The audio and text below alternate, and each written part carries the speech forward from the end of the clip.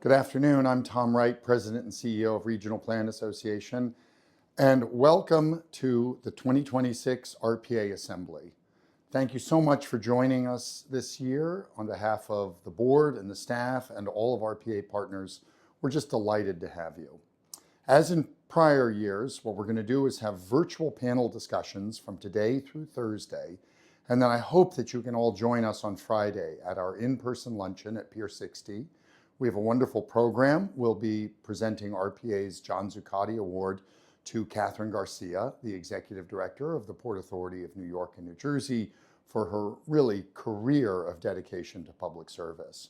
We'll also be joined by Harvard urban economist Ed Glazer, who will talk about what makes cities and regions successful economically and what kind of policies would really help us achieve the goals and the outcomes that we're looking for. And then I'm especially delighted that we're going to be joined by two new voices and leaders in this region, New Jersey Governor Mikey Sherrill and New York City Mayor Zohran Mamdani, both of them giving us remarks and sharing with us their vision for the future and the communities around us and what we want to try and do together. So over the course of this week, we'll have these virtual panels and we'll be focusing on the topics that RPA cares about. The grid of the future, what is going to lead to better transportation, what kind of technologies will improve transportation, and how do we build housing for everybody in all of our communities and the housing that we need. Today, to kind of frame that conversation, we want to have a conversation about abundance, and specifically, how does abundance drive affordability, and what is the relationship between these two issues? We've got a great panel to talk about that, but to kick us off, I'm just delighted that my friend Mark Dunkelman is here to join us today and give us some opening remarks about this. Mark is a fellow at the Watson School of International and Public Affairs at Brown University and the author of Why Nothing Works, a really terrific critique of the regulatory environment and in the nation today, and kind of the overreach of dealing with Robert Moses and that generation of leaders, and kind of what has gotten us so bogged down today in our public institutions and our regulatory frameworks. Mark has been a terrific critic and commentator on what's happening here in the New York metropolitan region and nationally. And I'm just thrilled that he can join us this afternoon to share some insights with us. So please join me in welcoming Mark and look forward to the conversation. And I hope I will see you on Friday. Thanks so much. Well, first of all, let me thank Tom Wright and the RPA for having me speak to such a distinguished audience. I'm thrilled to have the opportunity to share some of my ideas with people who really understand what's happening in the region. About a decade ago, I was on a train from Washington to New York, and I brought with me an old copy of The Power Broker, the 1974 Pulitzer Prize-winning biography of Robert Moses, the most powerful man in 20th century New York. And I was reading the most famous chapter, I think, 1 Mile, which documents the way that he sort of just plowed through the South Bronx to build the Cross Bronx Expressway, despite opposition from almost everyone, from the neighborhoods, from leadership in the Bronx, even from the mayor. Nothing could stop him. And as I was reading this, I pulled into Penn Station, a transit hub, the second most heavily trafficked transit hub in the globe. And I thought to myself, how is it that in the 1950s, Robert Moses was able to do so much so quickly? And here we are in Penn Station, which people have been talking about redoing for decades. I think Senator Moynihan started talking about it in the 1980s with the Postal Service. Here we were in 2012, 2013, and nothing had been done. And that led me to an intellectual journey that really wanted to answer a question that I felt like had been left unaddressed, which was why government had been so powerful in the 1950s and seems so incompetent today. And the conclusion I've drawn, and which I outline in my book, Why Nothing Works, is that the difference is not that we have lost the sort of temerity to dream big dreams anymore. It's not that New York is no longer full of big egos or people who think they know best. It's not that the fundamentals have changed in terms of how much things cost or how difficult it is to find labor that will do the big jobs. The change is the fundamental way government works. It's evolved over the course of the past 50 years explicitly to ensure that figures like Robert Moses, who were so powerful, were not able to do again what they had done back then. Progressivism, liberalism, the zeitgeist of New York City, began to understand, with the power broker and with a whole series of other reforms in the 60s and 70s, that the sort of establishment power brokers that had existed in the 30s, 40s, and 50s hadn't always had the public interest foremost in their minds. They weren't always focused on what mattered most to ordinary New Yorkers. And so we installed a whole series of new checks and balances designed to ensure community input and to preserve the environment and to ensure that historically important buildings like the old Penn Station or Grand Central weren't torn down in the name of progress. And to a remarkable degree, and to a degree that I think that too many people probably outside this room don't understand, those reforms have been just incredibly successful. They've really changed the fundamental landscape of how things are done in New York and really across the country. In fact, I'm discovering now that people are reading my book overseas that the same things have happened in Europe and elsewhere.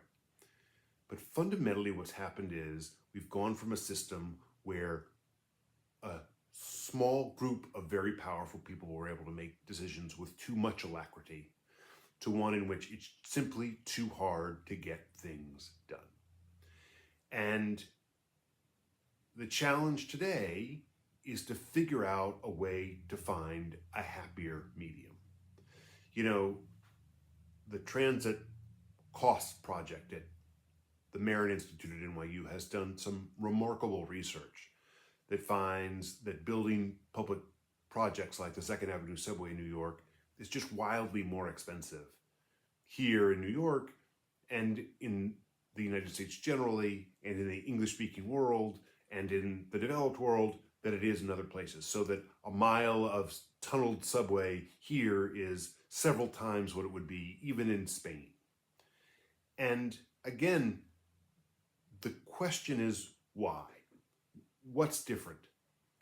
And I don't think that any of us should have any preconceptions about some notion that the change is born from a lack of gumption or a lack of people with a grand vision. The change is that it's become too hard. We've set up too many barriers. We need to come up with some system that ensures we don't do terrible things without people who would be bulldozed literally and figuratively having an opportunity to weigh in.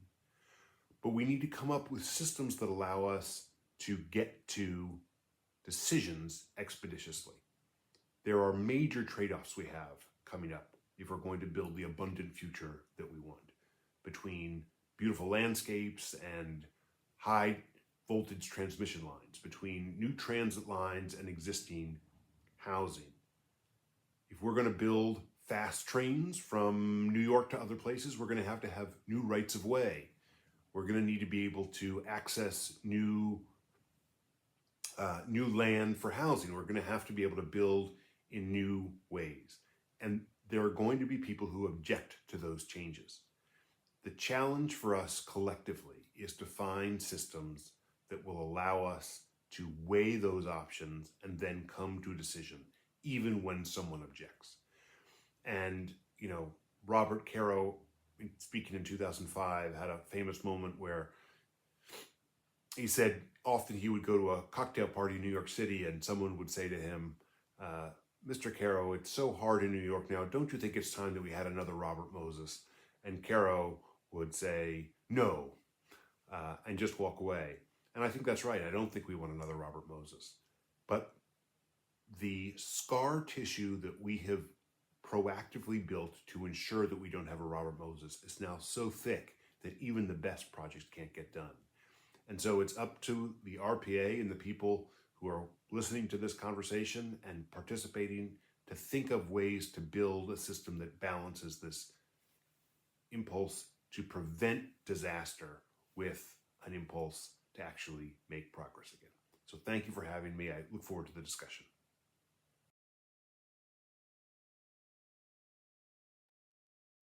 Thanks, Mark. We really appreciate your thought leadership on the topic, and thank you for being with us today. Good afternoon, everyone. I'm Kate Slevin, Executive Vice President at Regional Plan Association. Again, welcome to the Assembly Week. It's always a really exciting week for us, and we're so pleased you're here. Before we get going with the panel today, I wanted to take a moment to recognize some of RPA's work this year. In case this is your first event with us, RPA is the leading regional planning organization in the New York, New Jersey, and Connecticut metro area. We conduct research, planning, and advocacy for things that make the region more livable for its 23 million residents. This includes the essentials like stable and healthy housing, reliable and clean transportation, equitable land use and opportunity, and resilience to climate change. Our work this past year has been especially centered on defending policies and projects from federal overreach, continuing our long-term support for New York City's congestion pricing program and for the Gateway Tunnel, for example. Our work has included webinars, letters, and events with many partners to keep projects on track. We've also been promoting exciting infrastructure investments like the IBX in Brooklyn and Queens, the first end-to-end transit line built in the city since the late 1930s, if you can believe that. And we've been advocating for policies to address some of our largest challenges of housing affordability and climate risk. Last week, we released a major new report on Penn Station that examines the current operations there and lays out the considerations that transit agencies must balance as discussions continue around Penn transformation. We also took a look at New Jersey's housing growth with two detailed reports this past year. Both show New Jersey's policies have worked as intended. More housing has been built in urban, walkable places near transit, thanks to the state plan and the Mount Laurel obligations. The topic of today's session is abundance. Abundance is a philosophical argument that says reforms can help unlock government and deliver better services for people. It essentially calls for moving from a mindset of scarcity to one of growth and abundance. Today, we are here to discuss what this looks like in practice and how these reforms can ensure increased affordability as well. I like to say RPA is the OG of abundance since we have been working many years on these topics, and we are making progress here in our region. For example, last year, our Pro Home CT program won the largest housing package in a generation. The new law reduces parking requirements and helps towns plan for growth. And we hosted a national conference called YIMBY Town, which brought over 1,100 people from across the country to New Haven to talk about how to fix our transit challenges. In New York City, we worked with partners to win the approvals of 4 ballot measures to speed up construction of small housing projects and digitize the city map. And across New York State, this year we have been supporting reforms of the State Environmental Quality Review Act to reduce red tape so that housing, trails, and childcare centers can advance at a faster pace and in appropriate places that reduce sprawl. And we have recently launched the Long Island Workforce Development Roundtable so that workers' skills can better match the needs of employers. We are working with New Jersey Governor Sherrill's administration to take advantage of underutilized land near transit. I know you will be hearing more during the panel today about how this can leverage nearly $2 billion in non-fare box revenue and encourage transit in more walkable places, or encourage housing in more walkable places. And our work across the region to explain why utility bills are so high has made the case for greater investment in the grid and clean energy projects. Now on to the panel. I'm very pleased to introduce our panel's moderator today, a person who has been a champion for helping to shape America's future through an abundance perspective, and an RPA board member, Derek Hoffman, the founder of Inclusive Abundance. And as you listen, feel free to drop questions into the Zoom Q&A, and we'll try and get to them at the end of the panel. And finally, I'd really like to thank ACOM, Veronica's here from them today, for sponsoring today's panel and allowing it all to be free for all of you who've joined. So thank you so much for being here today. Over to you, Derek. Thanks so much, Kate, and Tom, for what you do at RPA. I believe RPA is the OG abundance organization, both in the country and in the tri-state area where I live. For me, abundance has been an extraordinarily important and interesting project over the last few years, where we are able to look in the mirror and ask why things are so expensive, why it takes so long to build, and why the scarcity that gets in the way of the affordability and economic opportunity that we'd like to see is often caused by our own systems that aren't well designed, by our own government that doesn't have the capacity to deliver that we'd like to see, and thinking about how to make the processes work better so that we have the outcomes that voters want. The panel is talking about affordability and abundance, and we have an incredible lineup. Obviously, Mark Dunkelman, who gave the introductory remarks, wrote a book, Why Nothing Works, that is part of the abundance canon. The book Abundance by another Derek, Thompson, and Ezra Klein came out just over a year ago. And joining us today on the panel to discuss these topics, first we have Alex Armlovich. Alex is a program officer for the Abundance and Growth Fund at Coefficient Giving, formerly Open Philanthropy, where he leads housing policy grant making after years as a senior housing analyst at the Niskanen Center. Karen Dubois-Walton is the president and CEO of the Community Foundation for Greater New Haven, who previously led Elm City Communities Housing Authority of New Haven for 16 years, overseeing more than $800 million in housing assets. Chris Calori is the president and CEO of New Jersey Transit and the executive director of the New Jersey Turnpike Authority, a former New Jersey Transportation Commissioner who most recently led the $16 billion Hudson Tunnel project as CEO of the Gateway Development Commission. And finally, Veronica Vanterpool, Senior Vice President and America's Transit Lead at AECOM, and formerly the acting administrator of the Federal Transit Administration in the Biden-Harris administration. So an incredible lineup. And I'd love to start some questions with Alex. So Alex, since the book Abundance was published a year ago, in the tri-state area, we've seen Governor Cheryl and Hochul and Mayor Mamdani all embrace aspects of this approach to problem solving. It's been really exciting to see this in our own backyard. Where are you seeing how the abundance framework has changed how leaders and governments approach transportation and housing in particular? Where have you seen early signs of progress, and where is there room to grow? Thank you, Derek. I would start with referencing back to what Kate was saying about SECRA reform in New York State.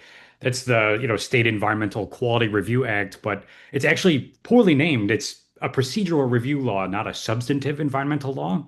And it's basically a litigation attack surface plus paperwork law to prevent you from changing the status quo in any way, whether that's pro-environment or anti-environment. And actually, a majority of states do not have one of these laws. In fact, New Jersey does not have a SECRA. So when you're in New York or California, changing these state level versions of this federal law called NEPA, that's what SECRA is, and CEQA in California. It feels incredibly radical. Like, oh my goodness, maybe we can tweak a little here, a little there, but what would we ever do without these laws? And then right across the Hudson, there is no SECRA, and so even just these moderate tweaks are just table stakes getting to New Jersey. So it's perfectly reasonable, and I'm very excited to see both the governor and the mayor in New York allied on this common sense reforms to SECRA. And then in New York City proper, the ballot measures passing, voters are hungry. Voters are hungry for housing abundance. There's this sense of like, well, what if housing isn't actually popular? What if people don't want more density? And the voters are speaking with their own voice on this. And it's very encouraging that you can go directly to the voters in a large area geography and say, hey, housing is actually popular. I'm also excited to see what Mayor Mamdani will do with his likely rezoning pipeline. That is yet to be announced, but I'm expecting an ambitious program of growth control reform. I like to, actually refer back to that old 1970s term, growth control, to refer to the entire suite of regulations that limit land use, especially infill densification because it's not just zoning, it's a whole suite of regulations. And then in New Jersey, actually, I would refer everyone to your great conversation with Governor Sherrill that you had earlier last year. So I think that's like a great start to show how people are thinking about it. But there's much more to do also than on transit-oriented development. If in this country, if you want to build a single family home on a quarter acre lot and you want to bulldoze some forest to do it, oh, Your Majesty, right this way. Your permit is waiting. If you want to build an apartment building next to a mass transit station, oh, papers, please. Where's your study? Where's your environmental review? Where is your equity review? Even though if you want to undo the damage of redlining and segregation, if you want to undo the damage of sprawl, you have to let apartment buildings built next to transit.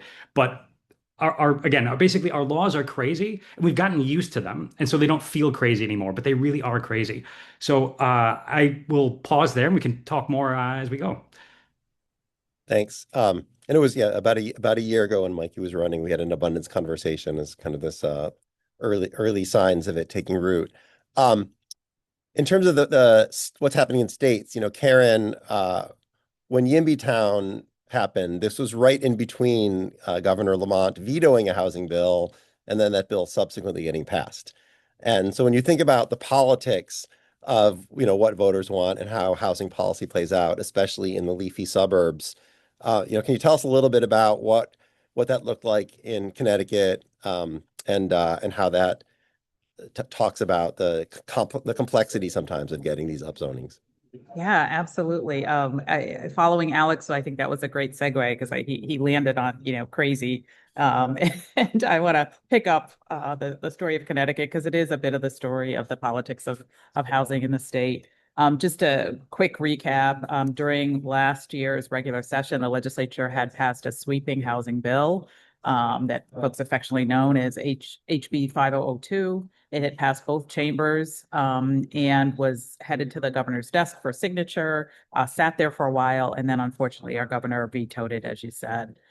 He said he was vetoing it not because he opposed the goal, but because he wanted greater buy-in from municipalities. And so that set us on a path of trying to find that buy-in that he was looking for in above and beyond the work that had been happening by advocates for years and years.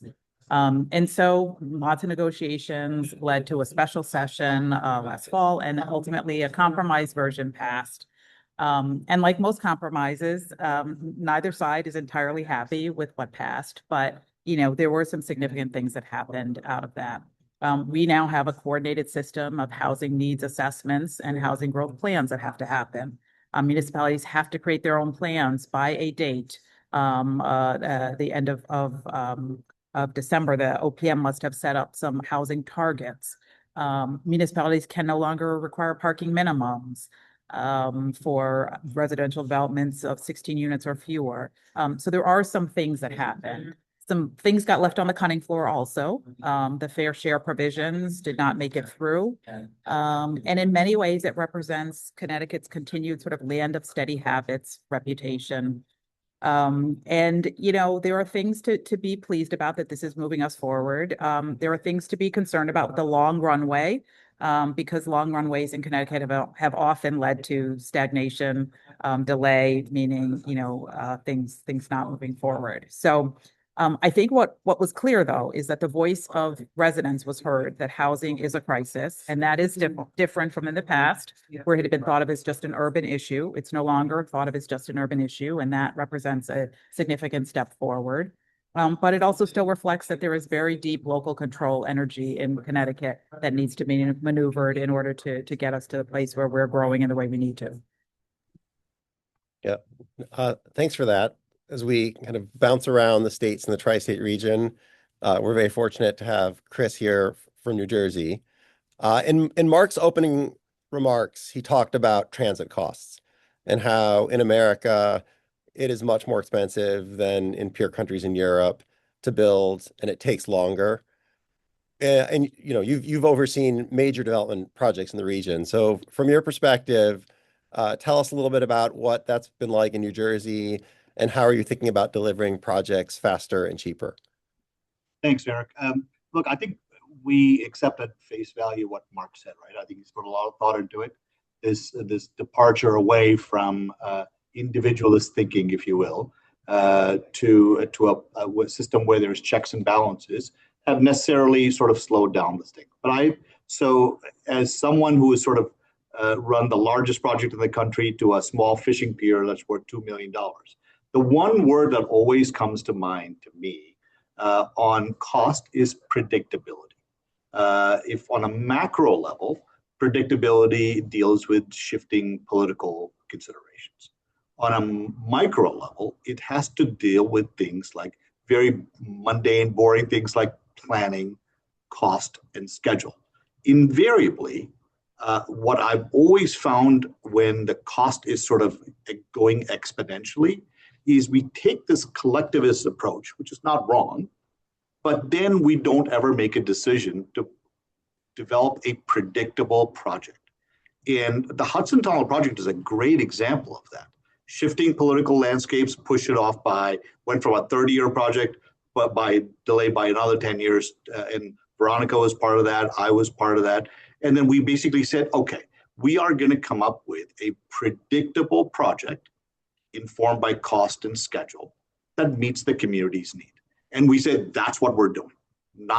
We're not going to deviate. We're going to stick with it. And the reason why we got to a place from zero, literally, to a $16 billion project with a full funding grant agreement, clearly President Biden, Senator Schumer, and then Governor Hochul, and obviously Murphy did a lot to help.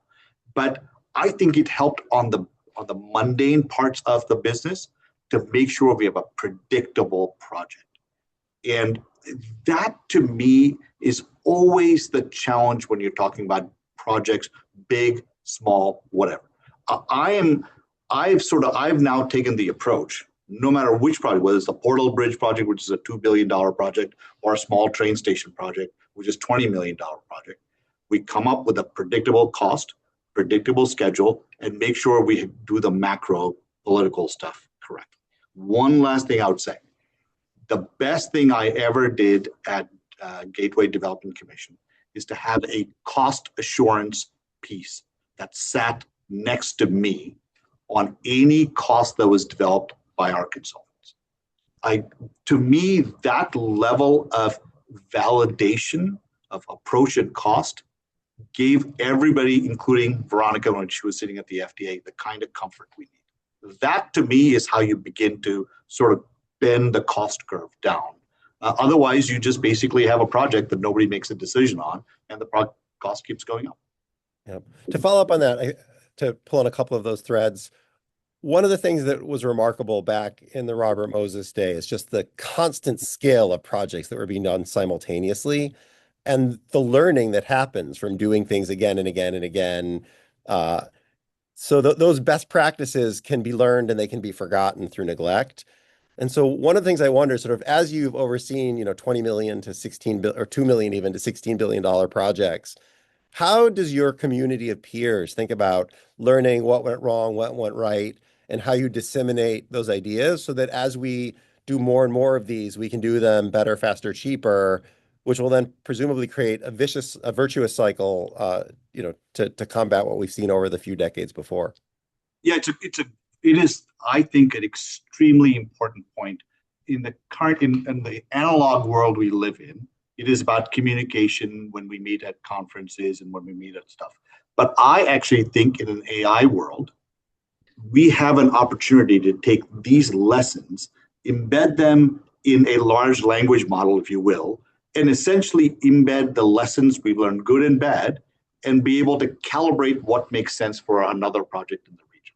I think that is the promise of AI. If I were sort of sitting now and predicting how I would take the lessons, not just for the last 10 years, but going back 500 years, 2,000 years, and then projecting out based on an extremely complex geographic environment, I personally believe that AI will be very helpful. In the meantime, an analog version would be to have conversations with folks on a daily basis on how we're trying to learn lessons. Yeah, I love that. Veronica, you were sitting one level up in our federal system at the FTA and had a different kind of perspective in that role. When you look at that from the federal side, was there anything that made you think if I could just change this one regulation or one process, these projects would go much better for everyone across the country? Good day to everyone who's joining. Thanks, Derek and RPA, for the forum. It's not about one single regulation or one process. It's really about an approach. And if we change the approach, then we can change the regulations and the processes that are built on the approach. And the approach that really stood out to me was our sort of segmentation of the process. We have a lot of fear and risk built into our decision-making processes. That is, we're trying to account and prevent for any mistakes. And there's many reasons for that, right? There is accountability to taxpayers for the public funds that we are investing on behalf of the American public in infrastructure. So those decisions should be defensible and they should be sound.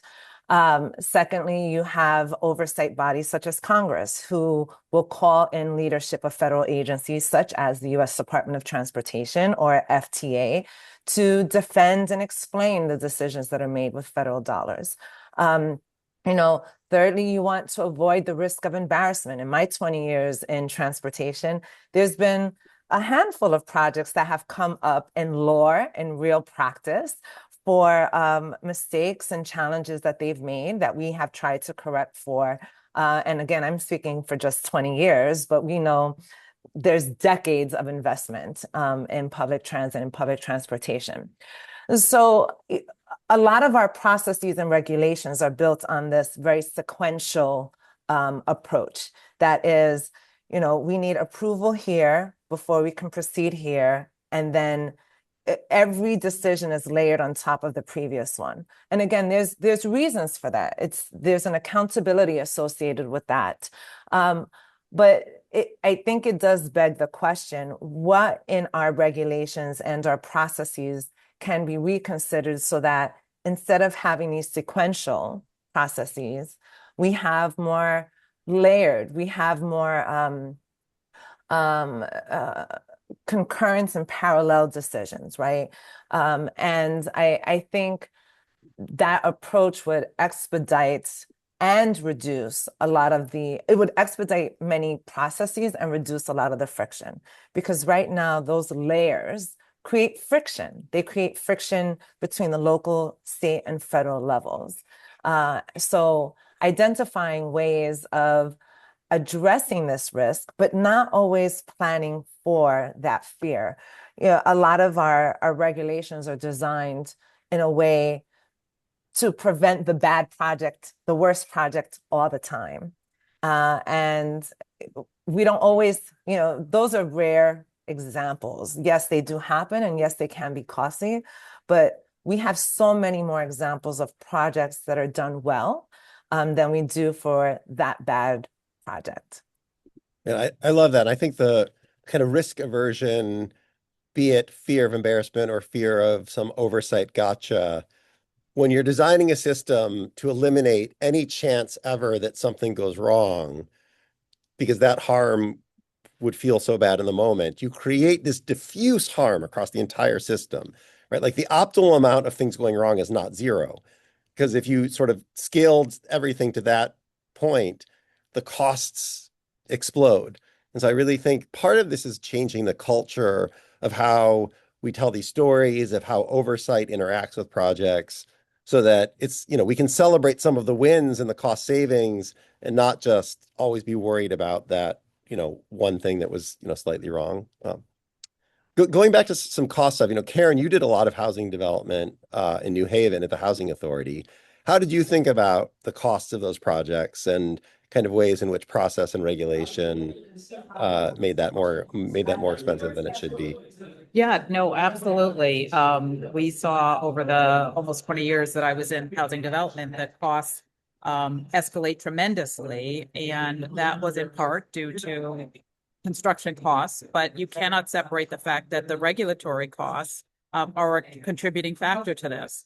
needing to go through the levels of review on land use practices, the levels of the numbers of attorneys and planners that need to be involved in this all contribute to costs. For things that, I love how Alex talked about it. If it was a single family home, it would be a welcome mat here, go forth. And despite a trusted track record, clear evidence for why these are important projects, there continue to be tremendous hoops that developers of affordable housing need to jump through.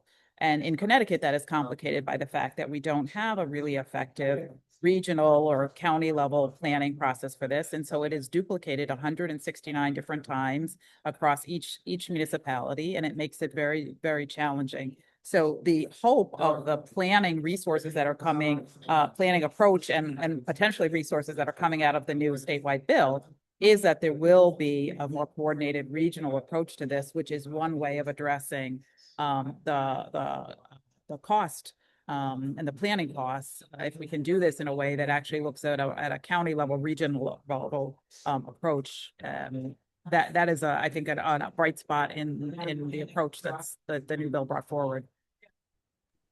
Yeah, Alex, thinking about this, we're talking a lot here about kind of government effectiveness and government process around managing these very large and complex projects. How do you think about translating that in terms of, connecting with voters who are worried about their everyday costs and the connection between the cost of these projects, which are like giant numbers that no one can even fathom, and then how that makes it into just sort of the daily lives of the people in our region? Yeah, that's a good question there, Derek. I like the way that Mayor Mamdani has done this. There's kind of I jokingly call it affordability in the front, abundance in the back. That your mass communication, like Abundance, has sold very well. It's sold many copies, but we're still talking about a number of people in this probably the single digit millions. It's a word that would have to be explained if you were to use it in like wide area elections, whereas like kitchen table politics have been with us forever. The language of affordability is a classic thing, and so you can essentially combine a kind of kitchen table politics with a messaging that's driven at highly engaged voters, people who are reading the newspaper every day, people who are buying books, and then also to other kind of members of the policy elite process where you can Abundance helps you signal to policy elites what that you care about, basically a platform on energy, housing, transportation, and state capacity. But that word won't have that same meaning to a mass audience that hasn't, followed these things really closely. And that's where you focus on affordability. So I think that like Mamdani has name checked abundance a couple times, but he mostly has that affordability messaging out front there. And yeah, like you don't want to when we think about community input also with respect to communication, there are all kinds of technical things that you don't go to the community to be like, hey, Grandma, do you think we should be using 5,000 psi concrete on this particular sidewalk? And Grandma's like, no, you got to use 7,000. We're going to be needing. It's like, no, you don't. Like that's an engineering question that you should not be putting to the public. And in the same way that when there are questions of fact, like that, you want to be focusing on the outcomes to people. So like. Rather than going to all the voters with the specifics on a transport reform, you want to focus on how like, oh, if we get costs down, we can get this many more miles, we can get more projects. It's sort of like if we get costs down on phase 2 of Second Avenue subway, that means we get the next subway faster. And so you really focus on outcomes rather than the technical inputs. Yeah, Chris, I want to kind of throw a piece of this one to you. The giant projects get the headlines, but just everyday usability, accessibility, affordability is clearly something that the riders feel. So like, how do you think about kind of the big projects versus just making the system work better, the kind of unsexy work of operating efficiently? Yeah, I mean, so let me just quickly talk about what you and Veronica were talking about. I think the paradigm has gotten to a point where any funding that comes in federal, state, they want to control the uncontrollables to a point where they want to reduce the risk to a minimum, which is just not practical. There will be uncontrollable factors in every project, big and small. So you have to sort of mitigate for that if we really want to move forward on a project. On the issue of how do you advance and I think about reliability as a sort of the core principle of what we all try to do. You have to focus on some of the fundamentals that people always seem to forget. It is nice to be able to say, I'm building this beautiful bridge, but at the core, we're trying to build a reliable system by having a predictable funding source. Again, the word predictability comes in, and making sure that you show the value proposition to the riders of the system. In my case, New Jersey Transit. What has happened, though, is we've been around for 47 years, but 30 out of that 47 years, we've not had a stable funding source. Well, how do you then build up a system that is reliable and works the way it's supposed to if you don't have that kind of a predictable, continuous funding source? And then you end up with a huge fare increase. People are like, what happened? My train still sucks, but you're asking me to pay more money. So what I'm, again, I think an even-keeled approach to everything we do, planning, execution, funding, is the way I think you gain back the trust of the people that you work for, and to advance projects that need to get done. That is sort of, I think, my philosophy, and I don't know whether it's the long run is going to prove to be the right one, but it's worked well for me so far. I think excellence in government and the capacity of the state to do projects and run them well is definitely, I think, the core principle of what the abundance approach is trying to.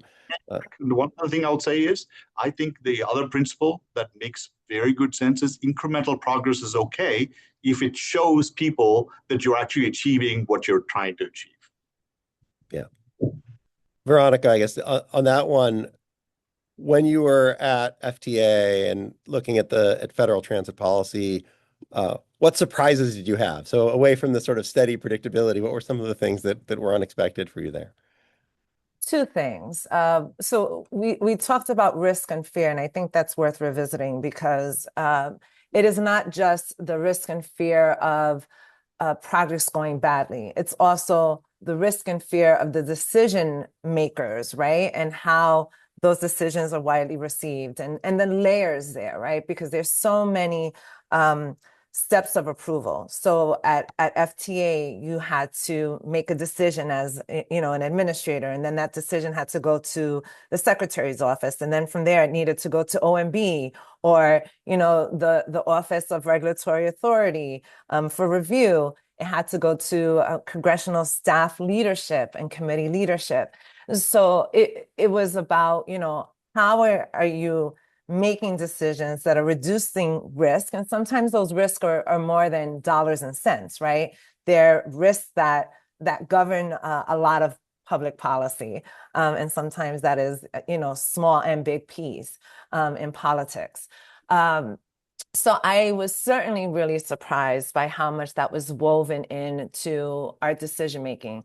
Our inability to move forward on something because we were waiting for, the local staff to move on a decision. One key example is, housing policy and land policy, right? The federal government does have tremendous levers with regard to the power of the purse and how they want to encourage or support or send a signal of support or encouragement for a particular policy direction, affordable housing. But those decisions largely happen outside of the federal government, right? There's home rule in many communities, and there's a deference to those local and state decisions. But there's a hesitancy to lead at the federal government on some of these and provide those signals because you're worried about what the local community is going to, how they're going to interpret and or perceive that action. And there's cause for that, right? There's many a situation where federal government has overstepped. I mean, I started my career in advocacy, working closely with Kate Slevin and others like Tom Wright at our RPA, where we had to watch very closely how our state and federal and local governments were making decisions and holding them accountable. So I just wanted to spend a little bit more time on risk. And then just secondly, what surprised me is that there actually is a justification for some of these lengthy processes, and we may not like that. But sometimes it's because they're written in law. So, for example, transit project sponsors who are interested in receiving money from FTA's capital funding pipeline, it's a minimum of 5 years to go through that process, and it can be as long as 10. But by law, planning has to be, at least 2 years. And then the engineering stage or phase, which is next after planning, is another 3 years, right? So, when you think about federal agencies and governments that are issuing rules and regulations, there has to be a public comment period, and there should be a substantive review of those public comments. That does not happen overnight. As someone who has read and was at FTA when we issued a rule, I was acting administrator, and as I was reading the FTA's team's responses to public comments, they were thorough and they were substantive. And that takes time, especially when you're receiving hundreds, sometimes thousands of responses. So I think it's important to not necessarily just criticize what are bureaucratic processes without recognizing that there's some really substantive reasons and important reasons that these processes can take so long. And that surprised me coming from the advocacy side, where the federal government was often a target of my advocacy for the very same things we're talking about: lengthy reviews and approvals and bureaucracy. But then being in federal government, I understood better the rationale and reasons for that. Yeah, that's really interesting. I want to ask a couple more questions before we pivot to the audience. Chris, we had discussed transit-oriented development as part of this, and in New Jersey, there's a huge portfolio of land and a huge thought around how to use that land to create more density near transit. How are you thinking about this with, in your role, about what that's going to look like? Oh, you're muted. That idea really emerged out of necessity more than anything else. We made a decision when I joined in 2025 that we had to come up with a new way of raising revenue that other than fare box or relying on the state of New Jersey to pay for our increasing costs. So then this idea that we owned 8,000 acres of land came to sort of really to sharp focus. And we sort of, after digging through all the land we own, we realized that we own 800 acres of monetizable land. And we currently have about 25% capacity on our rail systems, even on the Northeast Corridor. So when you look at these amazing pieces of property that are at train stations with direct service to New York, we then said, okay, how do we then go about building a very dense developments, mixed-use developments, that basically challenges this notion that we have to be a park and ride. We want to build a live and ride community. And in order to do that, we have to be intentional, and we intend to drive this. So we want to close almost 11 to 12 properties a year, not just by transferring them as fee simple projects, but we want to be in the project for the long term. And if we do this correctly, we're going to raise about $60 million a year. Just to put that in perspective, that's a 6% fare increase. And we can do that every year for the next 30 years, or $2 billion. And the state of New Jersey will get $14 billion in economic benefit, and the municipalities will get $1.6 billion in economic benefit. So when you look at the composite view, it is a self-help measure. It's going to drive good public policy. We think we can create 50,000 jobs and 20,000 affordable homes right at train stations. I think that is the way we should be thinking about it. Thanks. We have two people who are very involved in philanthropy on this panel. So Karen and Alex. One other question is, aside from government and developers in the private sector, what is the role of philanthropy in advancing abundance and affordability? Karen, maybe you can start and we can kick it over to Alex. Yeah, absolutely. I think, we're talking about abundance and the movement getting to be mainstream. That's a role philanthropy can play is around sort of the convening and the advancing of narrative and helping to change the way people think about things. And so particularly as a community foundation, from my perspective, we have an opportunity to bring together folks across our 20-town region to think and really noodle through these issues and try to build a different narrative around that. So that's certainly one thing. We have money. We have money to put in, both to that sort of narrative change, but also to put into the investment into real projects. And I know as a housing developer, there were often gaps that philanthropy could be a useful player. We are not the scale investment in the way that public sector dollars are, but we certainly can be in deals. We also can be a support on the exploration of new ideas. And as we are thinking about what are the ways that we're going to supplement, particularly in a moment when federal dollars might be more constrained. This is also a moment to think about what can we see, what can we try, what can we do differently, and that's a place where philanthropy certainly leads. The final thing I'll say is this is a moment where people are really feeling the crunch, and so any of these development projects do take time, and the time that a project takes is different than the urgency that family feels in the moment.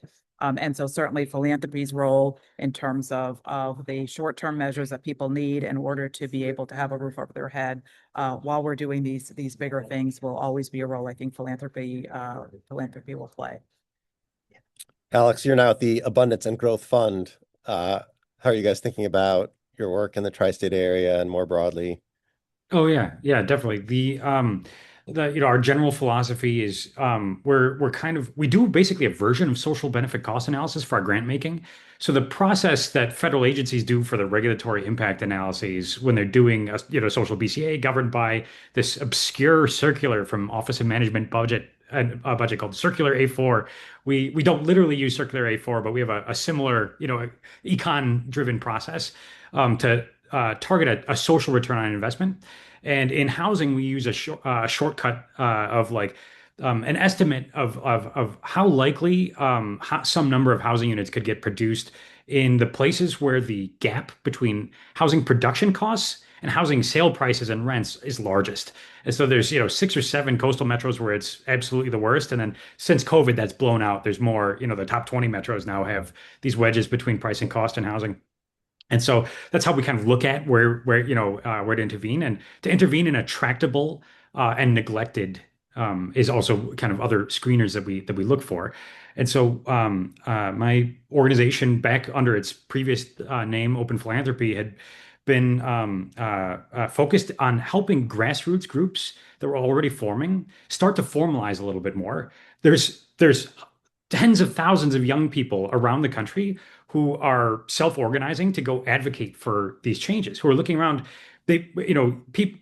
People under 40 have been raised to understand climate change and to understand. I mean, we've unfortunately been in the teeth of the housing shortage in high opportunity, high amenity areas, and so that needs no teaching. That's just a visceral experience.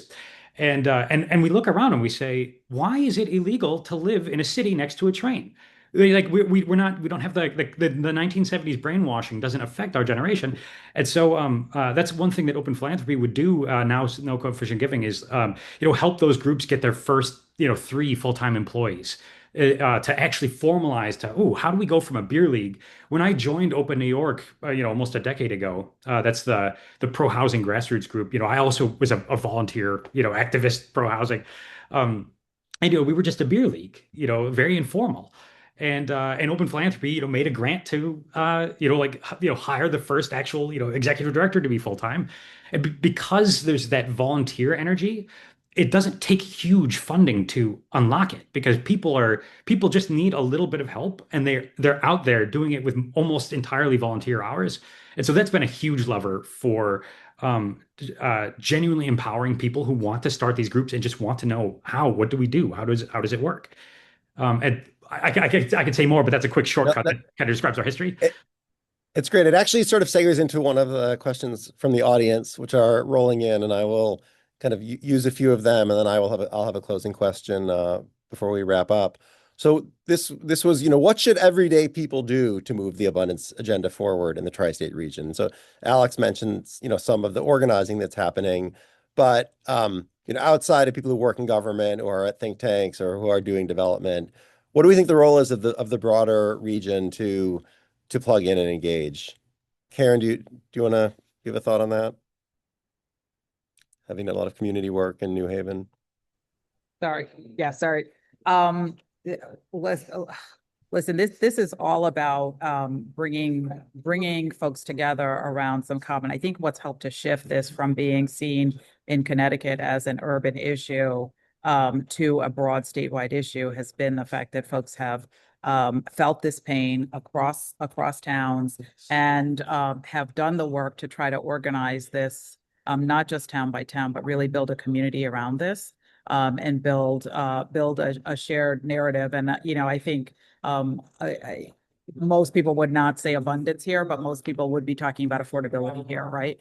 And so building the community, building some common language around what the problem is, was certainly huge in terms of moving this to a place where it went from a sidebar issue that a group of advocates cared about to being the primary bill of Senate and House leadership.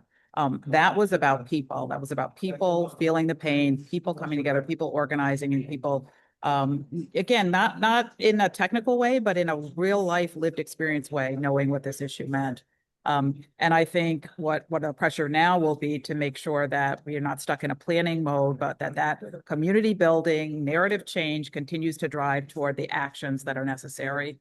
And that's something that I think that we share in all the different seats that we sit on this panel, that everybody plays a role in ensuring that.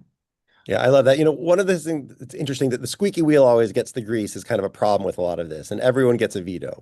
And so the person who shows up is usually showing up because they feel very, very strongly, and often someone who very, very strongly is complaining. And so one of the things that I think Abundance has offered is that there's a vehicle for people who care a little bit about something that's bigger than themselves or bigger than their block, should start showing up and making the positive case for these things, making the case for doing, not just for stopping, for getting to yes more quickly. And so I think that's something that's very hopeful to me.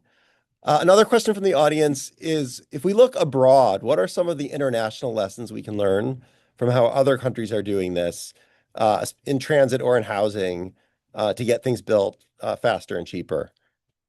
I'm happy to jump in, Derek, given that AECOM is a global infrastructure consulting firm, and there's a lot of experience from around the world.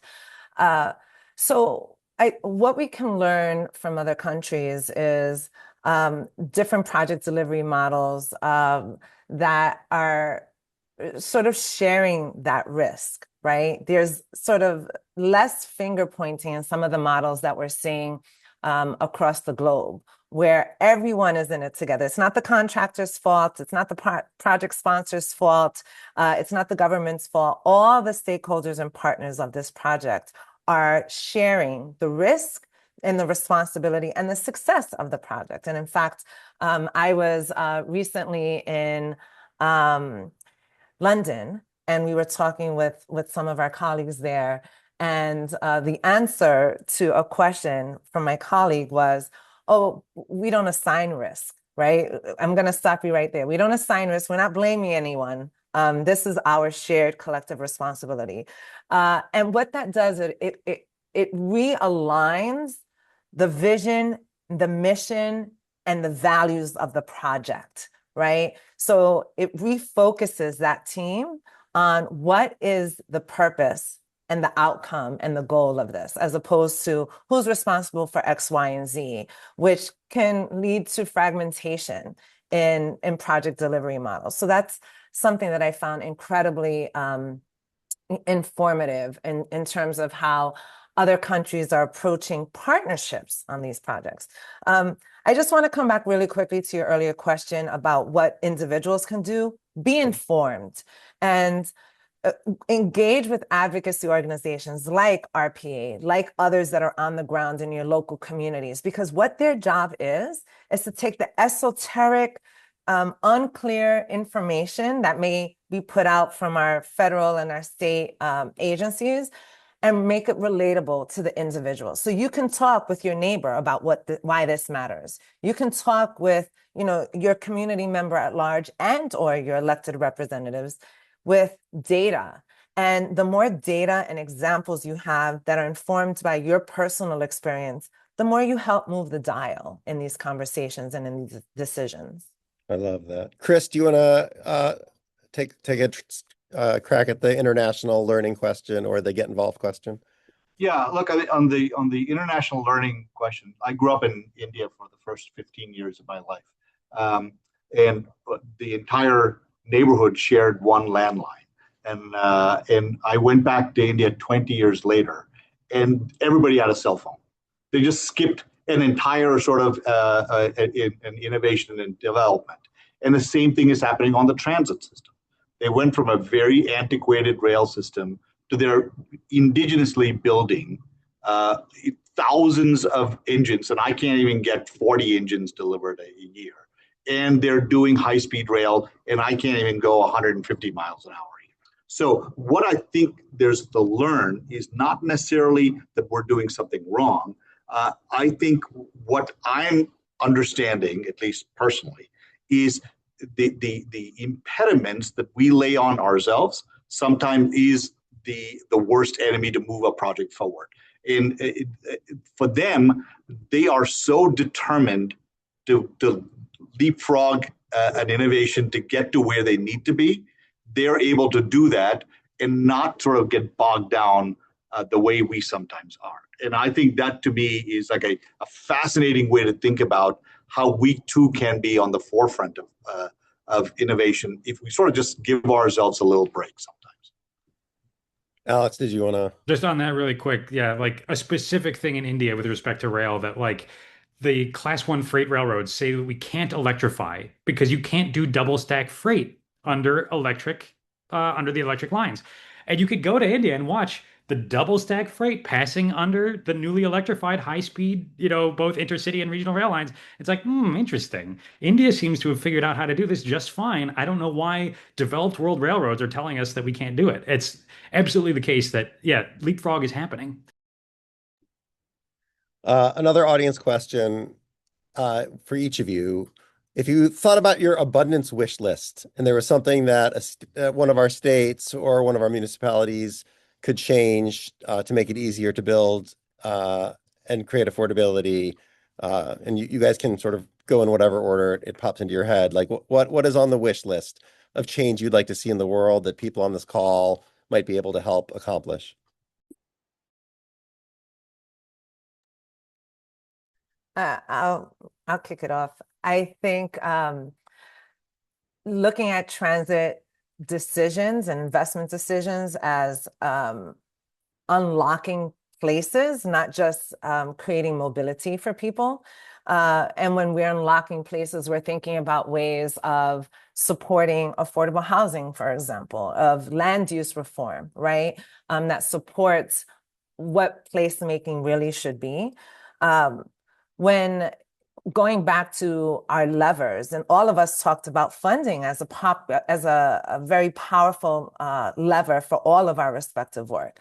When I was at FTA, I worked with our team to revise one of our discretionary grant programs so that we could better encourage and support and send a signal that those projects that were looking to support affordable housing could qualify for an increased federal investment than what the current discretionary program was providing, right? So we weren't telling local places that they had to do affordable housing, but we were saying, if you do, and you unlock potential in these ways, you qualify, you're more competitive in the discretionary grant cycle. So thinking of how we are unlocking, again, places, so they can be more affordable, but using the levers that we have. I'll say this. On a good year, our rate of return at New Jersey Transit is 25 cents on the dollar when you take into consideration all the systems we run, right? Hong Kong, talking about international experience, has figured out how to bridge that gap by getting into the real estate business as a way to subsidize its rail system. If we are to sort of stop sort of focusing on how little we make by rate of return, we should then be allowed to maximum leverage all the assets we own and get into the real estate business so we can begin to pay for our own challenges. That to me is intuitive, doesn't raise taxes on a single person, and at the same time, it takes the excess capacity that currently exists on our mass transit system and brings it to full use. I think that's the regulatory and legislative paradigm I would love for people to take. Alex, wish list. Yeah, on the New York side, one thing that's fun is we also have an authorization in the TIF extenders this year for split rate land value tax districts that fund MTA capital projects. So even when the MTA doesn't own the land, we're able to recover some of the land value uplift. And so we have great academic studies of the Second Avenue Subway Phase 1. It, even as expensive as it was way too expensive. It created about $2 billion more in land value than it cost to build. Now, there's not that many places that are as high value. The Upper East Side is the densest place on the continent. That creates a huge amount of value to make it more accessible. But nonetheless, it still produced more than it cost. It generated a return just from building it. And so that ability to recycle that value creation back into the thing that is unlocking that value is a really powerful flywheel for growth. So I'm excited to see that hopefully passed in the state budget as it's expected to be. And interestingly, Mayor Mamdani, when he was in the assembly, was a sponsor of those extenders last year. And so it was something that I think the city will be interested in. Another thing I wanted to flag, that this one's a little quirky. On the East Coast, we never talk about elevated rail anymore. The West Coast of North America, and of course around the globe, we do elevated rail again. But Chicago, Vancouver SkyTrain, it's very quiet. It's not like the old dual contracts Ls that people know in New York City. But yeah, Chicago's building new elevated segments of the LA build out, or elevated segments of the Seattle Sound Transit. And on the East Coast, if you proposed an elevated rail project, people will cock their heads and be like, "What?" And it's just very strange to me that it's considered completely alien, not even on the agenda. And so when Honolulu got their HART project built, it's considered to have been a cost disaster. They had some procurement errors. They still did it for about $500 million a mile. In New York City, if we could do elevated autonomous light metro like the HART system for $500 million, we can locally fund that. And so I think that there are some things like looking at those light metro technologies, even in an elevated context, that for some reason they're not part of the East Coast conversation the way they are in Honolulu and the West Coast. Yeah, I do think what I love about these last few answers is it really highlights, land is definitely scarce, right? Like one of those things that you can't just have you can't create more land in near dense metros, but with transit, you actually can, right? Because it's not just the land. It's like the land intersected with commute times. And so really, we talk about transit-oriented development, which is like building more housing near transit, but there's also building more transit to allow for more housing in places that are not quite as connected. And just dynamically thinking about how we do those two things in tandem to really get this density bonus is exciting. Karen, let's turn it to you to answer this question, and then we'll go back to Kate to wrap up.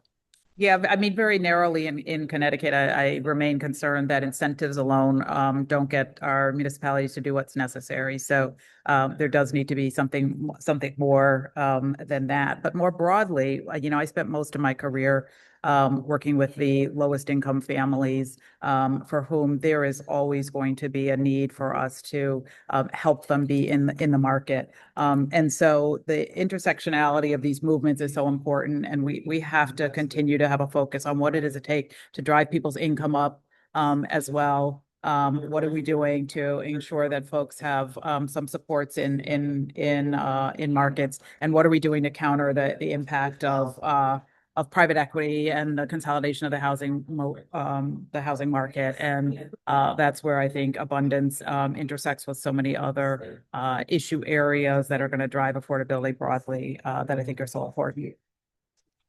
Well, this was super fun. I am so grateful to everyone who listened in. Grateful to the RPA for all the incredible work you guys do in the region. And thank you to the 4 panelists for such an incredible conversation. Over to you, Kate. Great. Thank you all so much for joining us today. It was a really fabulous discussion. And for those who are listening in, I want to remind you that we have virtual panels Tuesday, Wednesday, Thursday this week on some of our most pressing challenges. The discussion will continue: housing, transportation, and energy. And then we're all going to be in person on Friday. We have our luncheon at Pier 60. So if you haven't gotten tickets yet, I think we're almost sold out. We might have sold out this morning, but if you want to come, please reach out and we'll see what we can do to get you there, because it's going to be a fabulous event. So thank you to Derek, Veronica, Chris, Karen, and Alex, and Mark for joining us today. It means so much to have your talent and expertise on this panel, and I hope everyone has a great week, and we see you again.